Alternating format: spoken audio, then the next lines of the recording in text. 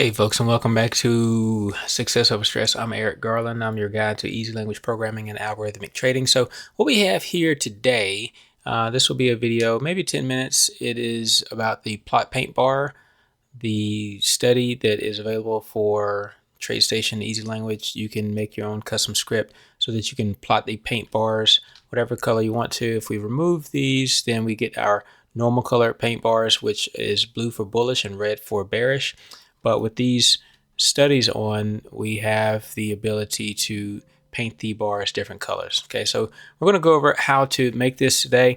And somebody had a question about how to allow for a highlighted paint bar to be a different color than the other paint bars. So they want it to apply their regular paint bar. And so for here, I'm just using a moving average crossover. So if the close is under the 9-period moving average, then it'll be blue. If it's over the 9-period moving average, it'll be yellow. Or actually, I think I did a crossover of the 15 and the 25, or the 9 and the 15. But either way, when one is under or over the other, we'll get a different color. And then if there is a cross, and I think it's across to the top side, then we want to see this highlight here. And you see that that highlight actually overrides. It's a highlight over top of this one, over top of the this paint bar that paints everyone. So it's every bar, according to PlotPaintBar moving average cross, every bar, actually cross 2, every bar is going to be either blue or yellow. And it just so happens that because this one is applied first, this one supersedes this one below it. Okay, so this one trumps this one. So if this one, moving average cross, is applied, then it will overlay the second crossover. Okay, so if you want to have a highlight, it needs to be applied first. All right, so we're going to go over this kind of quickly.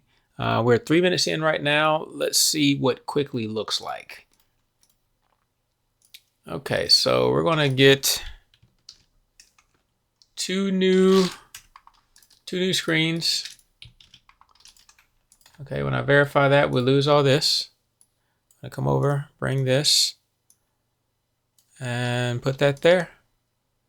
Get rid of this.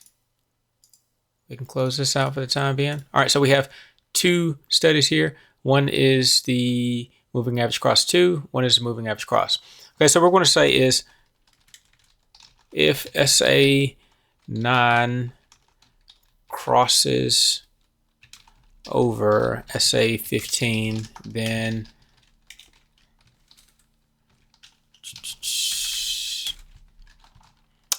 plot paint bar, and we'll use the low and the high, and then that'll be blank, and then we'll have a color.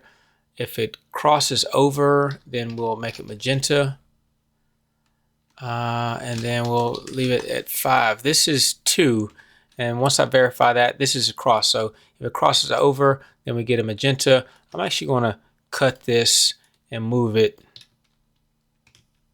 to this one, because this one, I want it to be the primary. I want it to be over top. Okay, so when we verify that, now it's still magenta because moving average cross is applied. We'll take off moving average cross 2, but moving average cross 2, we will make that one say if SA9 is greater than SA15, then our block here, we're going to plot paint bar low, high, blank. If it's over it, then we're going to make it red with a width of 5.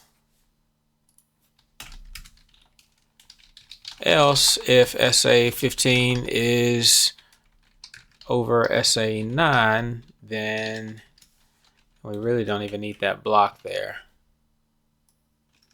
Copy that, paste that, and we'll make it blue. Verify that, add it. Okay, there you go.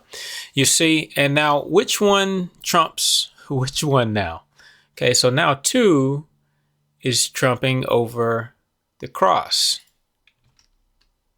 If we remove the 2, but you see where they are, right? Cross 2 is over top of cross 1.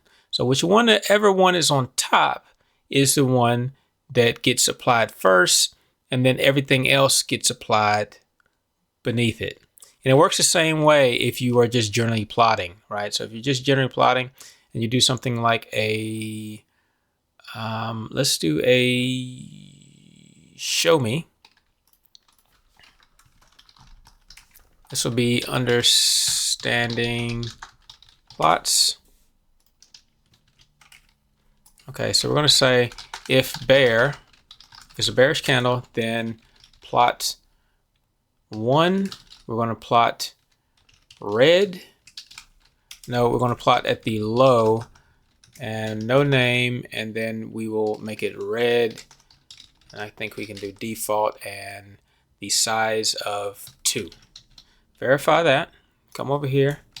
We're going to add to the chart. Be understanding plots. This is a show me.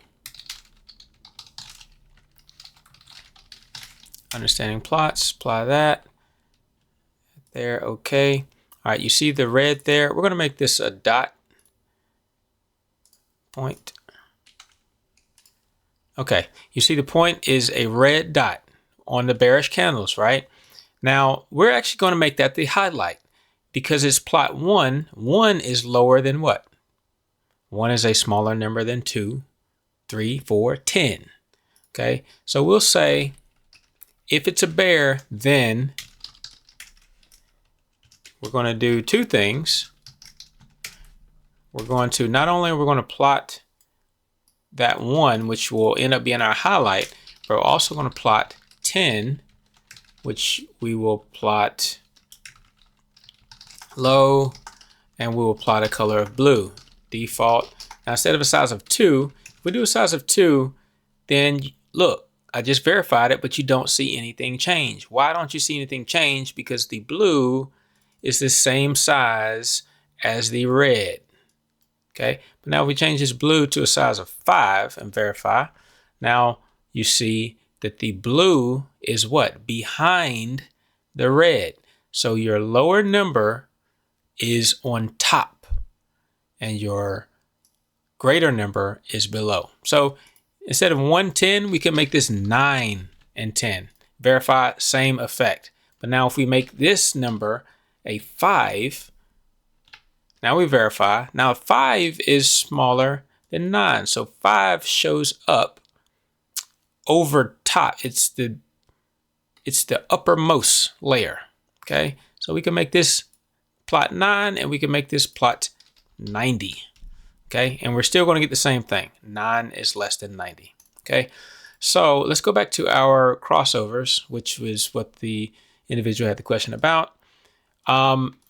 But you see now, because these crosses got switched, what we need to do in order to get cross 2, it works in a similar fashion, right? So cross 2 is the most uppermost to the top of this list here. It's the most superficial. So it will show up most superficial. Whatever is plotting will be over top of the rest. So these blues and reds are over top of what? It's over top of this magenta. So how do we get this magenta back on top of this cross? Well, you can't just move it. You can't just drag this up here. Under other parts of TradeStation, you can click on this and you can click move up, so you can move it further up the list. I don't know of any way to move this up the list. So in the meantime, we're just going to have to what? Remove it. So edit studies, we will remove, let's see. Well, now cross is above cross 2, but when we come here, cross 2 is above. So we still need to remove, Let's try removing cross 2. We might have to remove them both, but let's try removing cross 2, and then we'll add it back.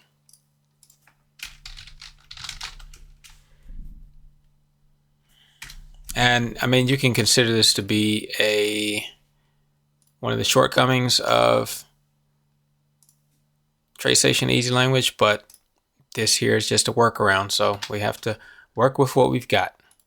Okay, and so now when we look at it, we see that moving average cross is more superficial than cross 2. So now we can apply them both. We have cross 2 applied in the background, and we have moving average cross applied uppermost, most superficial. So we have them both applied, and yet we get that nice highlight that shows up regardless if we have this moving average cross applied or not. This highlight will be applied. Okay, so that is a little bit about understanding the hierarchy or the order of importance of the plots when it comes to plotting the paint bars and or just general plots, because I use this a lot in my programming as well. The highlights, that ability, and sometimes you might want to come down here and do low times range 7. Let's see. No, we'll just do low times 0.99. It just depends on the